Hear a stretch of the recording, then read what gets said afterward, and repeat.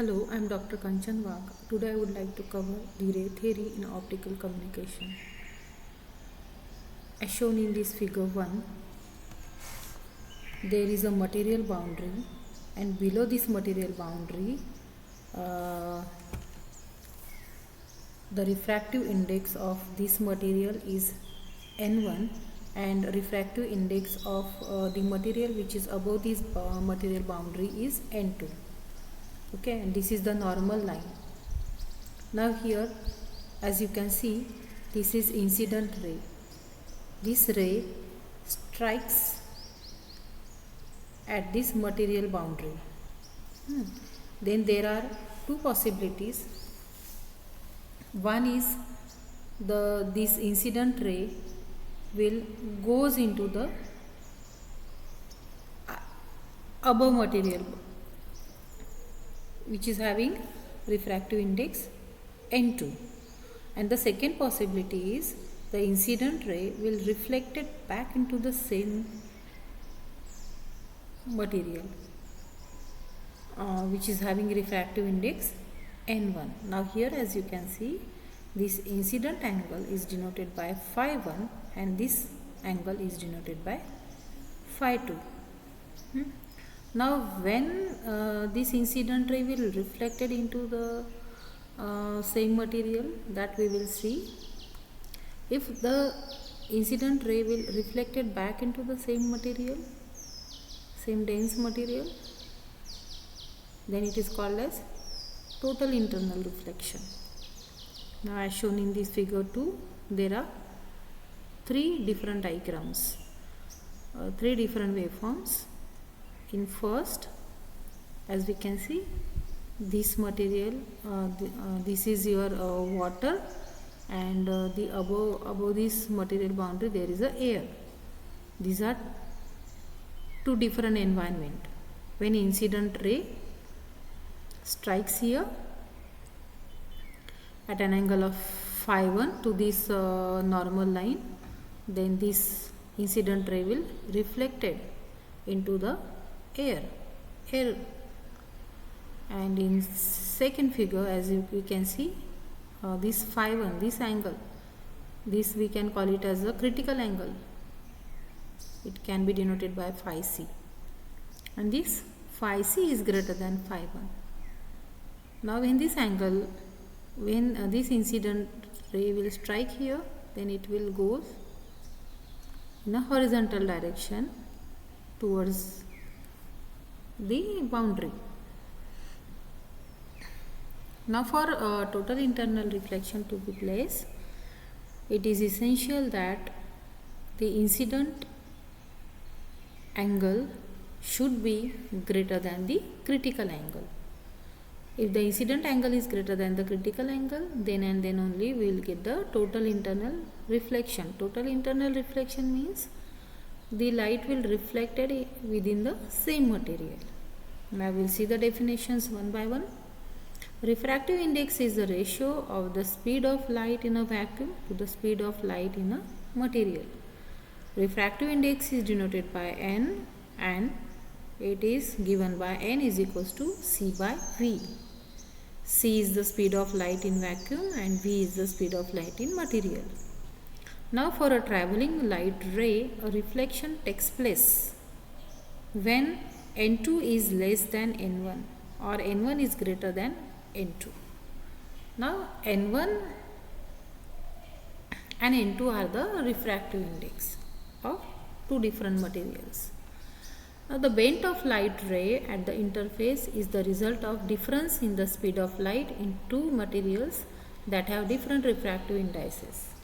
The relationship between these angles at the interface can be termed as Snell's law. We will see Snell's law afterwards.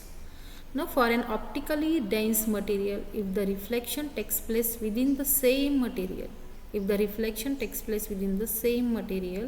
then such a phenomena is called as internal reflection, as you can see in this diagram, third diagram. This is total internal reflection. This reflection takes place into the same material. The incident, as here the material is water, and the ray will be reflected back into the water. The incident angle and refracted angle are shown in the figure. Now we'll see the interaction characteristics of light.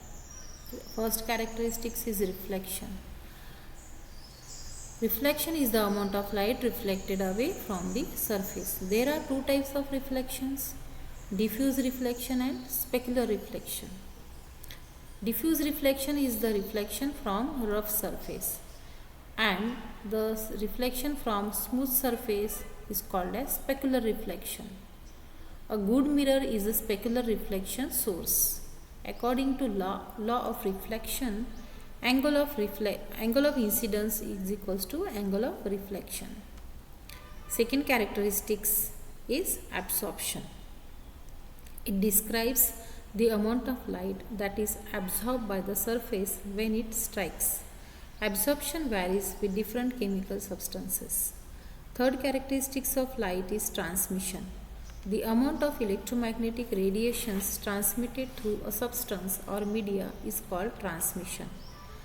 The total of light transmitted towards a substance consists of some reflection, some absorption and some transmission.